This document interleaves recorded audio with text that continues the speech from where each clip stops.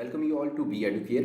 तो finally last slot जो है 4 अगस्त का 3 इयर्स का लास्ट स्लॉट जो है ये 4 अगस्त का सेकंड स्लॉट था, ये भी हो चुका है। तो इसी के पेपर एनालिसिस के साथ और कुछ क्वेश्चंस पे भी हम बात करेंगे कि किस टाइप के क्वेश्चंस आए हुए थे। अगेन सबसे पहला क्वेश्चन यही रहा कि ये सेक्शन वाइज था, जम्बल्ड था। ये पेपर भी सेक्शन वाइज आया ही था जैसे पिछले स्लॉट्स में आया हुआ था। उसके अलावा ओवरऑल डिफिकल्टी लेवल भी जो था ये मॉर्निंग वाले स्लॉट जैसा ही था।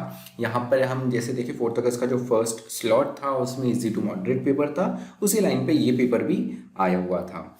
लीगल एप्टीट्यूड और रीजनिंग की बात करें जो कि 30 मार्क्स के लिए आता है, तो ये इजी टू मॉडरेट था। प्रिंसिपल और फैक्ट्स वाले क्वेश्चन जो थे इसमें 3 to 4 थे। कॉन्ट्रैक्ट एंड टॉट के अगेन कंसेप्चुअल क्वेश्चंस थे। कॉन्स्टिट्यूशन पे काफी क्वेश्चंस देखने को मिले जो एकदम वन लाइनर टाइप हम क्वेश्चंस कहते हैं उस पर। आर्टिकल 19 पे क्वेश्चन आए हुए हैं। आर्टिकल 19 के बारे में कल भी क्वेश्चन आया हुआ था और हमने पेपर एनालिसिस में बात करी थी कि आर्टिकल 19 जरूर देख लीजिए। आर्टिकल 19 से क्वेश्चन आया है। उसके अलावा प्रेसिडेंट किसे रेजिग्नेशन दे सकते हैं ये भी एक क्वेश्चन आया था।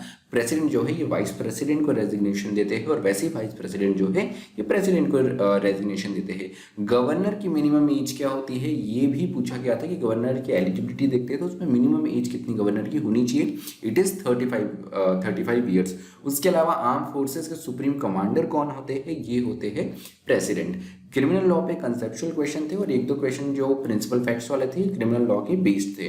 फैमिली में अगर हम देखें तो नेचुरल गार्जियन पे क्वेश्चन पूछा हुआ था। नेचुरल गार्जियन की अगर हम बात करें तो इसी से रिलेटेड जो क्वेश्चन था कल के पेपर में भी आया हुआ था। तो 3 अगस्त को स्लॉट 1 स्लॉट 2 में भी आया था। 5 इयर्स में भी इससे रिलेटेड क्वेश्चन था।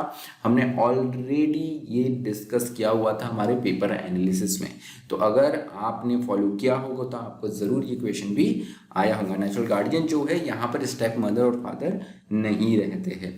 उसके अलावा अगर हम बात करें तो आईपीएल मिसलिनियस सेक्शन से आईपीआर जो है इससे रिलेटेड क्वेश्चन पूछा हुआ था। ट्रेडमार्क और कॉपीराइट से रिलेटेड क्वेश्चन के बारे में हमने कल के पेपर एनालिसिस में बात करी थी। उस लाइन पे यहाँ पे आईपीआर इंटेलेक्चुअल प्रॉपर्टी राइट जो है इस पर सीधा क्वेश्चन आया था। लीगल अवेयरनेस का भी क्वेश्चन था लाइक हाईकोर्ट टोटल कितने हैं इंडिया में, दैट इज 25। करंट अफेयर्स और जीके की बात करें तो इनका लेवल भी इजी टू मॉडरेट था। एक अच्छी बात ये थी कि कल के दिन 3 अगस्त को स्लॉट 1 स्लॉट 2 में जीके थोड़ा डिफिकल्ट था, उनके कंपैरिजन में यहाँ पर जीके जो है इजी आया हुआ था। करंट अफेयर्स के काफी कम क्वेश्चन थे, 3-4 क्वेश्चन ही देखने को मिले थे, जिनमें एक था कि कोवैक्सीन जो है ये किसने तैयार करी है, कौन सी कंपनी ने इसे तैयार करी थी, तो ये है भारत बायोटेक। कल पूछा हुआ था कोविशील्ड को किस कंपनी ने तैयार करा था, that was serum institute of India. आज कोवैक्सीन से रिलेटेड क्वेश्चन आया हुआ था। उसके अलावा नाटो जो है ये क्या है पूछा हुआ था, तो नाटो एक मिलिट्री अलायंस है। उसके अलावा हम देखें तो आर्ट एंड कल्चर से क्वेश्चन पूछा हुआ था। बिहू डांस कौन से स्टेट को बिलोंग करता है, that is Assam.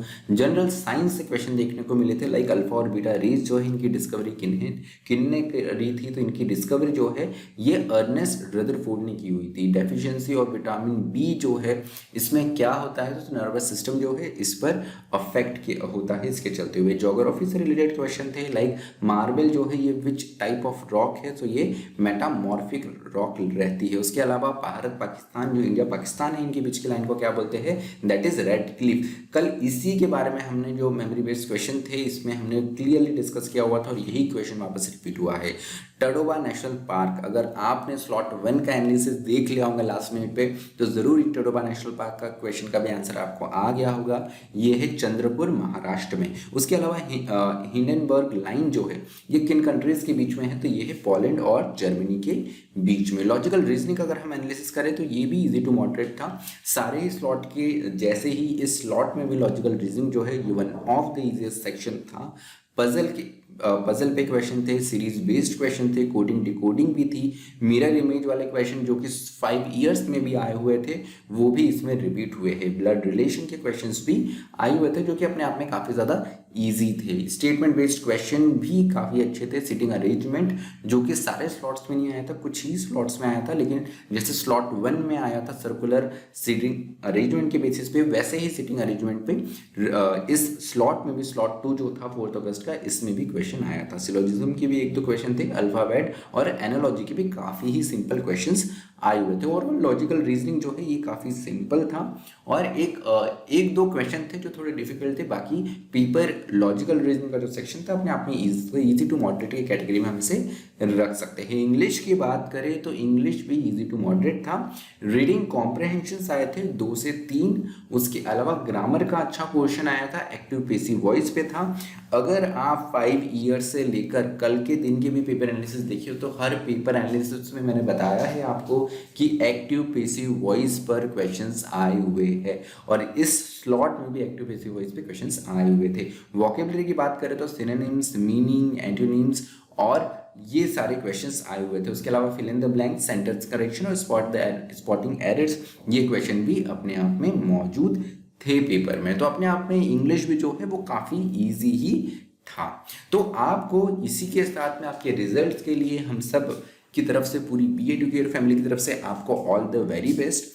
Memory based question का एक और पार्ट आने वाला है, सो उसके लिए आप चैनल को सब्सक्राइब करके ज़रूर रखिए, नोटिफिकेशन भी ऑन रखिए और साथ ही साथ अगर आपको भी कोई क्वेश्चंस याद हो जो हमने इस पेपर एनालिसिस में नहीं डाला हुआ तो वो भी आप कमेंट बॉक्स में मेंशन कर सकते हैं। मुझे सुनने के लिए आप सभी का बहुत बहुत धन्यवाद। Thank you. Stay tuned to be educator.